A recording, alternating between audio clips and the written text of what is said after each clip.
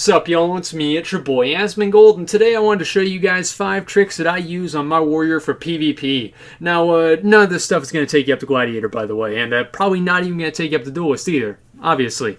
But it might help you get the drop on people every once in a while, and if nothing else, guys, if nothing else, it's fun to do. So the first one is ironically the least fun, which is making sure that you stay in defensive stance whenever you cast Colossus Smash, but I guess dying isn't fun, so you can look at that however you want. Anyway, you want to make a macro, and you can see right there, copy that macro over, slash cast Colossus Smash, and then right under it, slash cast Taunt. Now the reason you're doing this is because whenever you cast Colossus Smash, it puts you over into battle stance, it forces you into battle stance, and whenever you cast Taunt, it forces you into defensive stance. And so because Taunt is off the global cooldown, putting the two of them together will make Colossus Smash occur at basically the exact same time as the Taunt, but since it happens like 1 millisecond afterwards, the Taunt happens 1 millisecond afterwards, whenever you use the macro here, it will just put you into battle stance and they'll take you right back into defensive stance. So this is very useful for a high level arena, something you definitely want to have. Now number 2, this is some brain magic, guys, is whenever you fight certain classes, charge in, start the fight with Spell Reflect. See that? I didn't do that.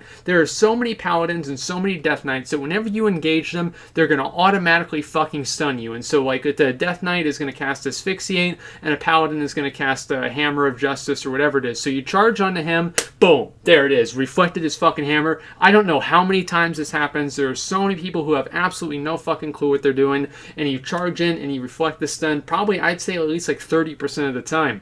Now the third one here, guys, is using Siegebreaker very effectively. See this guy? Get the fuck out of here. I don't want to look at you anymore. You just use Siegebreaker on him, especially on an incline like that, and we'll talk about some really good inclines in a second here. We almost got him, but we'll do better next time.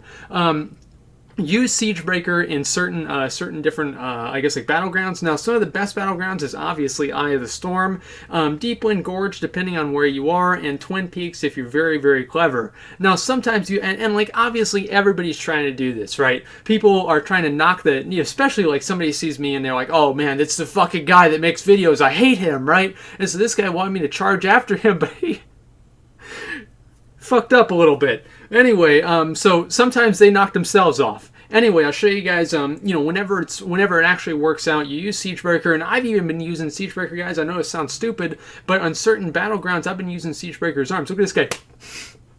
It's good. We got him off, man. It's like there's no better feeling. I'll tell you guys the truth. There's no better feeling than knocking somebody off a cliff. And like, I don't know, like, you know, I rolled an enhancement, or sorry, an elemental shaman whenever they introduced Earthquake. Look, there he go right off too. Man, like I could do this all day. And so, also another place you can do this is in Alterac Valley. And the way you do this is, so you go into this tower here, and you can pretty much take one person out of the fight completely. It's like basically you have like a 45-second cooldown thing that removes somebody from the fight. So this guy's a paladin. Like if he bubbles and he starts hitting us and we can't get him and like recap the base, it's gonna be a real cock in the ass, right? So I figured, you know what, we're not gonna have that, and so I knocked him off, and then I can just kill everybody else without really any trouble whatsoever. And this guy right here, again, it's very good at kind of separating the other players, and you know, especially in RPG scenarios, having just that few seconds of separation sometimes can mean the entire game. And so I knocked this guy off, and this guy has just been, as I said, guys, he had been a cock in my ass for this entire game, even though his name was like Annie or something like that. So I went in there, I flew down there, and I finished the fucking job. And like, so he tried to jump away from me, guys, and this is just like a little bonus here, and I finished this fucker off. Watch this, with the heroic throw. And so you want to always make sure that you're using a Siegebreaker. You can use that in very, very effective ways, okay? A lot of things that you might not really think of, and if you're able to use it to your advantage in different maps, it can help you out a lot. The next one here, guys, is using different LOS positions in different battlegrounds to your advantage, like these little pillars on the bridges, or the, I don't know, yeah, bridges in Deepwind Gorge. And another one here is the Twin Peaks. Like, look, the rocks are your friend. Okay, so I got this guy right here. He wants my dick. Like, I mean, he wants it. Like, I know he does. He was targeting me the whole game. Okay, so I had to run away from him, and I thought he was the only one. I was wrong. So I had this, what is he? A fucking mage on me, too. He even put Combust on me that early, and so I had to go around these guys, and so the way I kited them around here, I was able to separate them just for a few seconds to pretty much take out one of them before this other guy had somebody else help him to kill me, but we cut that out. Anyway, so you want to make sure that you use as many many different types of LOS in the battlegrounds as possible. Also, that bridge that you guys just saw is also very good for LOS. That's kind of like more of a common sense thing, but it surprises me how many people don't know it. Now, this is the last one, and this is why I like it. See, that guy thinks he's safe? Oh, he's not. I'm on him. Okay, and so you want to make sure that whenever you're really far away in a Temple of Knockbacks, you can hop up to the second level, okay? Do you think they were expecting that? Probably not, okay? And so this is going to help you a lot, especially because, like, nobody's really doing this, right? I've literally never seen anybody else do that, and, you know, it's just so useful because people are not expecting it. Like, really, guys, you know, whenever you're doing PvP, if you know, like, listen, guys, like, what if you've had to fight a 3v3 team of Mythic Archimons? You lose every fucking time.